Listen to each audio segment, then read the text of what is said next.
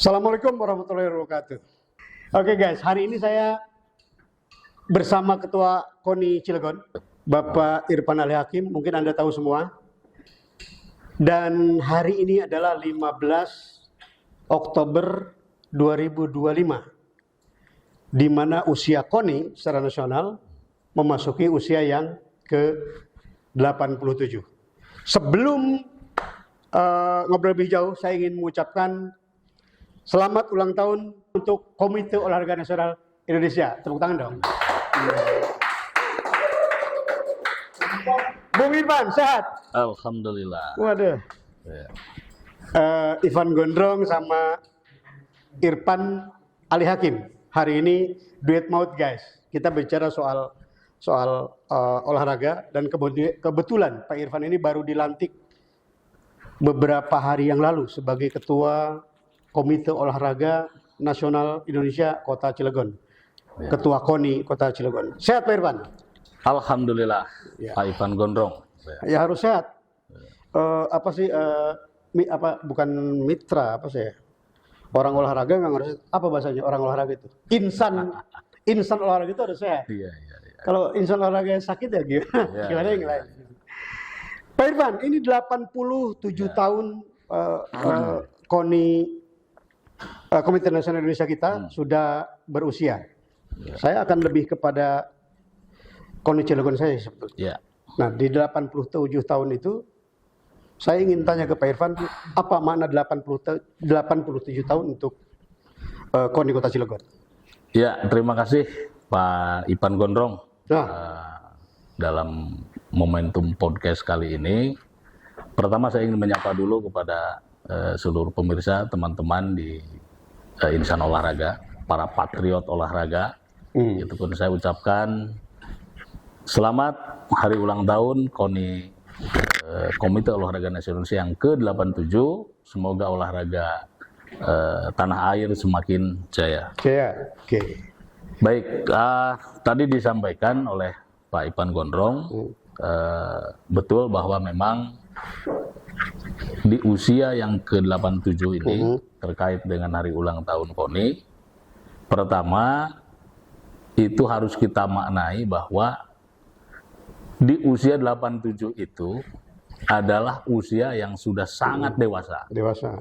Nah, ini semoga menjadi spirit, semoga menjadi guidance bagi kita semua, seluruh insan olahraga, dalam semua level, baik pusat, kemudian provinsi, kita di Kota Cilegon, di daerah. Nah, bagaimana memaknai hari ulang tahun KONI Kota Cilegon yang ke-87 ini,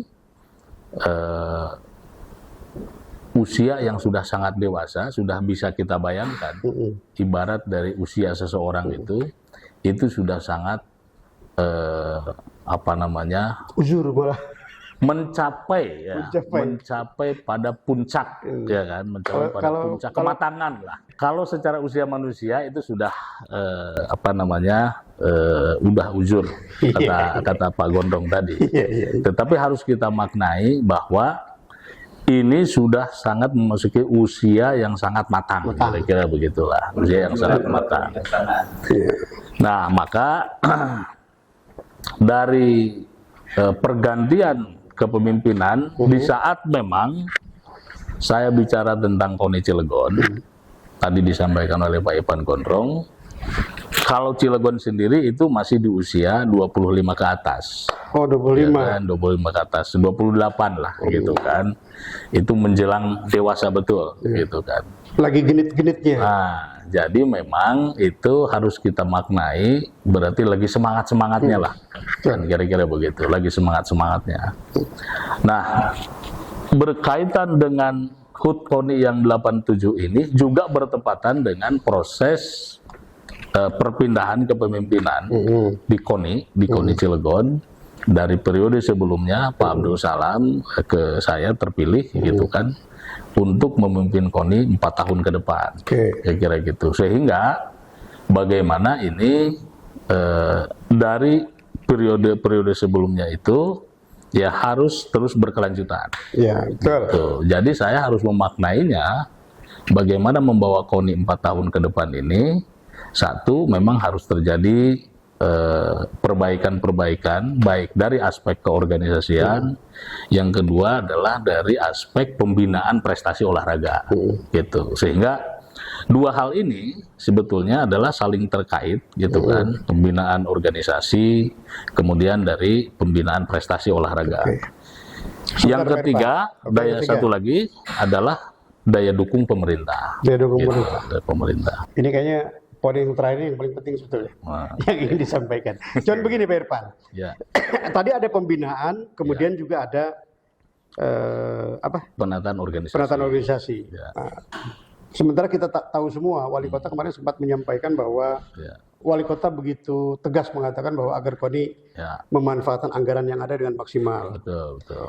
Bukan anggaran yang ada malah, tapi sisa anggaran setelah dipotong. Oke. Bagaimana, saya ingin tanya ke Pak Irfan, bagaimana Anda akan melakukan pembinaan dengan baik, Ya, ya. dengan anggaran yang kita tahu dipangkas karena memang efisiensi. Seperti apa kira-kira? Ya, pertama memang di satu sisi ini kita juga turut prihatin ya dengan adanya rasionalisasi atau efisiensi anggaran, tetapi itu kan juga terjadi secara nasional ya. Ya, betul. Secara nasional, tidak hanya di Kota Cilegon gitu. Betul. Kalau bicara dalam kerangka idealnya untuk pembinaan prestasi yang harus ada daya dukung anggaran segala, sebenarnya memang kurang ideal gitu. Tetapi kita pun juga sangat memaklumi, kita harus memahami betul kondisi pemerintahan saat ini gitu. Dan sebagai organisasi yang memang menjadi bagian dari pemerintah, mau tidak mau KONI ya harus menyesuaikan dengan keadaan yang ada gitu. Dengan tidak mengurangi level pembinaan. Tentunya dengan tidak mengurangi level pembinaan. Jadi saya sepakat dengan apa yang disampaikan oleh pimpinan daerah, Pak Wali Kota, bahwa pertama harus efisiensi, tepat sasaran, dan ketepatan dalam merumuskan program. Oke, gitu, merumuskan program. Kemarin juga ada satu yang menggelitik yang disampaikan oleh Pak Wali Kota, juga hampir di semua teman-teman media kayaknya mendengarkan itu soal ada dugaan misalkan cabang olahraga yang fiktif. Pak Wali Kota meminta agar Anda dan jajaran itu mengevaluasi kembali cabang olahraga yang memang tidak ada kegiatannya, tidak ada pembinaan. Nah, seperti apa kira-kira yang akan dilakukan sebenarnya? Ya, ini pertama betul tadi yang disampaikan Pak Ipan Gondrong bahwa Pak Wali Kota ini itu saking dia cintanya ini sebenarnya dengan olahraga Cilegon, terutama dengan KONI gitu kan. Dan beliau juga memang sebagai bagian yang tidak terpisahkan dari cabang olahraga, ya kan, beliau sebagai ketua PSSI. Gitu, ketua PSSI ya? Ketua PSSI. Nah, jadi melihat bahwa dengan rasionalisasi anggaran itu, bagaimana juga KONI bisa melakukan penataan organisasi. Nah, penataan organisasi itu ada hampir 50 lebih cabang olahraga yang bernaung di bawah KONI, gitu kan. Dan itu apa yang disampaikan oleh Pak Wali akan kita turunkan secara teknis. Caranya adalah melakukan entah itu verifikasi terhadap cabang-cabang olahraga, secara keorganisasiannya, gitu kan. Kita juga harus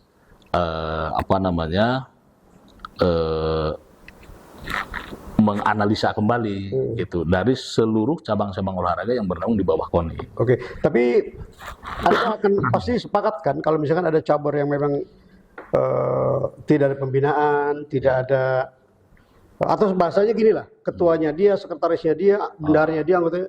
Anda sepakat kalau misalkan yang begitu-begitu dievaluasi? Saya sepakat. Dan KONI akan melakukan evaluasi menyeluruh. Akan melakukan evaluasi menyeluruh. Jika terjadi cabang olahraga muter-muter seperti yang tadi sebut itu. Cabang olahraga muter-muter itu yaitu tadi yang disampaikan oleh Ipan Gondrong. Ketuanya dia, bendaharanya dia, sekretarisnya dia, ya kan. Jadi muter-muter di situ, ya kan. Gitu. Nah, kita akan lakukan analisa dengan teman-teman pengurus yang memang menangani bidang itu. Ada bidang organisasi, kemudian ada bidang binpresnya, gitu kan.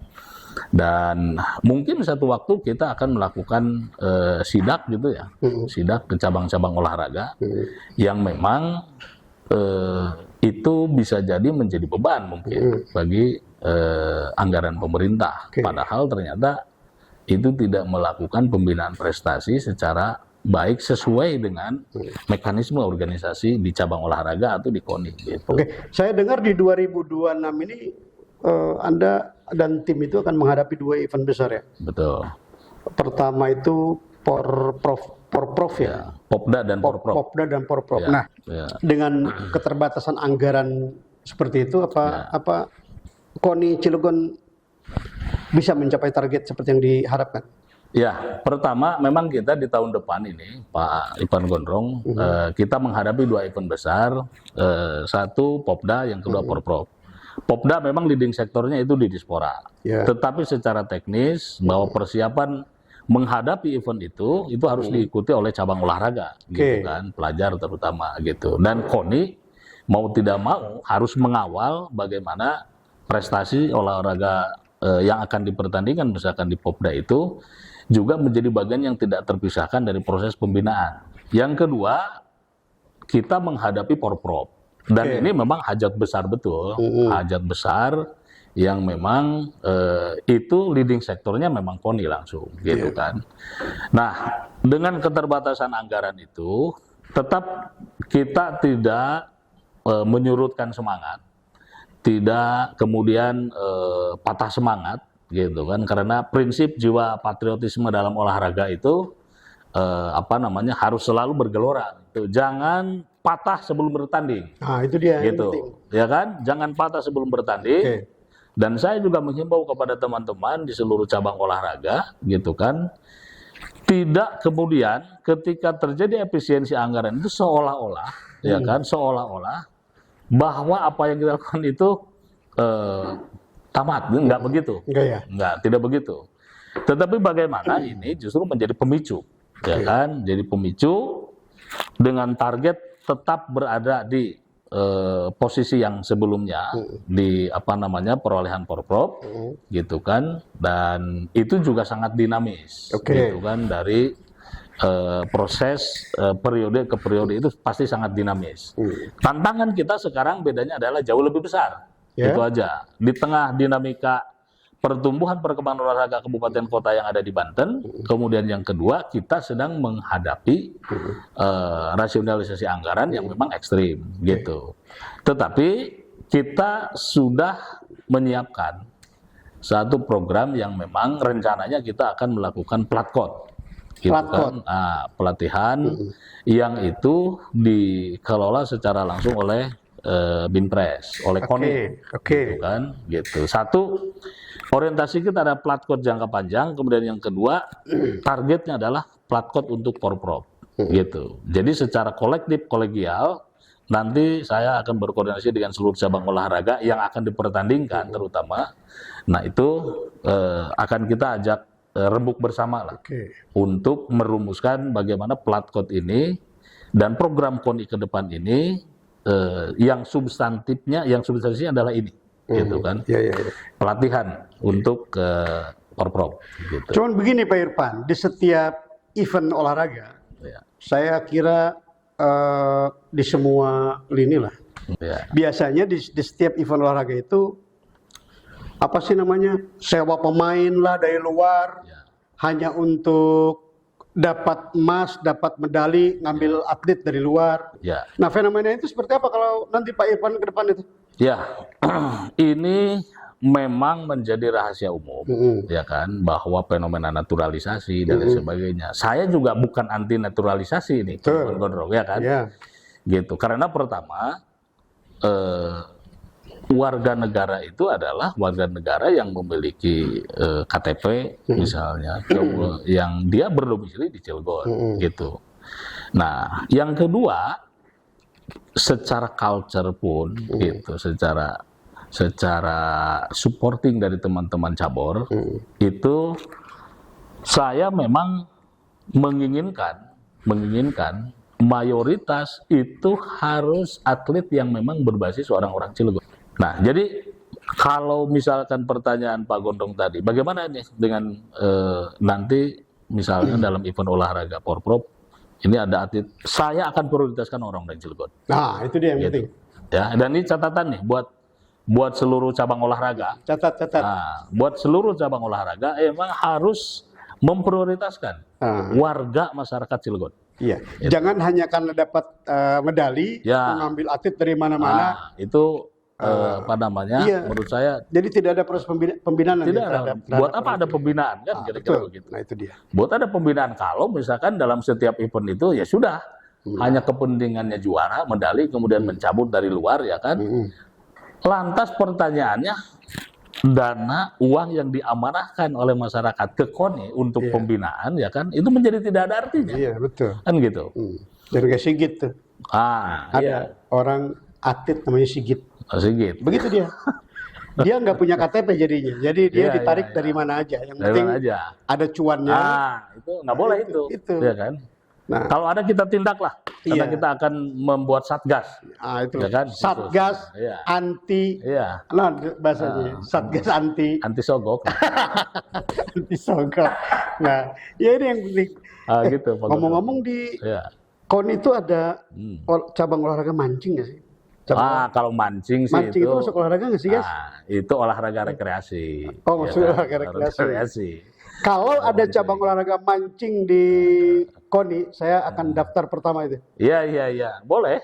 Cuman mancing. mungkin itu nanti dengan tetangga sebelah ininya. Ya. Gitu. Oke guys, tadi disampaikan ada 3 poin sebetulnya yang saya sadur dari informasi yang saya tangkap. Pertama soal efisiensi anggaran, karena di 2026 pun terkoreksi 230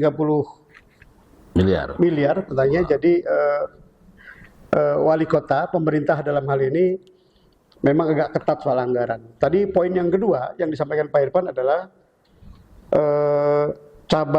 cabur yang fiktif itu ya, akan dievaluasi kembali. Nanti mungkin jajarannya Pak Irfan, Pak Sekjen, bidang organisasi dan bidang yang lain akan melakukan itu. Yang ketiga soal atlet cabutan. Atlet cabutan itu juga nanti akan dilakukan evaluasi secara ketat oleh KONI Cilegon.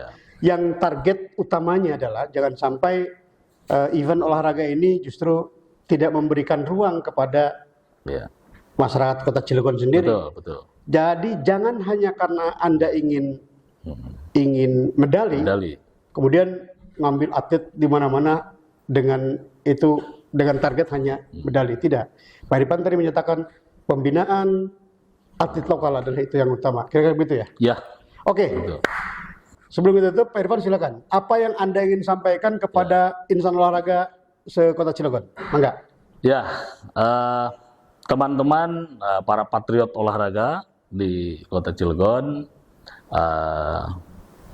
kami mengucapkan terima kasih atas kepercayaan yang sudah diberikan, dan saat ini kami memimpin KONI Kota Cilegon, dan mudah-mudahan dengan terpilihnya saya sebagai ketua KONI untuk memimpin 4 tahun olahraga Kota Cilegon semakin berprestasi. Saya kira itu saja, Pak Irfan Gondong, gitu kan. Terima kasih Pak Irfan waktunya. Saya ingat satu pepatah dari Ali bin Abi Thalib bahwa kata Ali bin Abi Thalib nih, ana abdun liman allamani harfan. Jadi kata beliau itu, kata Ali bin Thalib, bahwa saya rela menjadi hamba kepada orang yang mengajarkan saya walaupun hanya 1 huruf saja. Nah, tentu saja ini adalah maknanya bisa luas, guys, bahwa saat ini Pak Irfan sedang duduk sebagai ketua KONI Kota Cilegon. Ada jajarannya dan juga ada cabur-cabur yang di bawahnya yang akan diurus oleh Pak Irfan. Terima kasih sudah mantengin, dan Pak Irfan terima kasih waktunya. Baik, terima kasih. Kita bisa ketemu suatu waktu, dan salam olahraga. salam olahraga.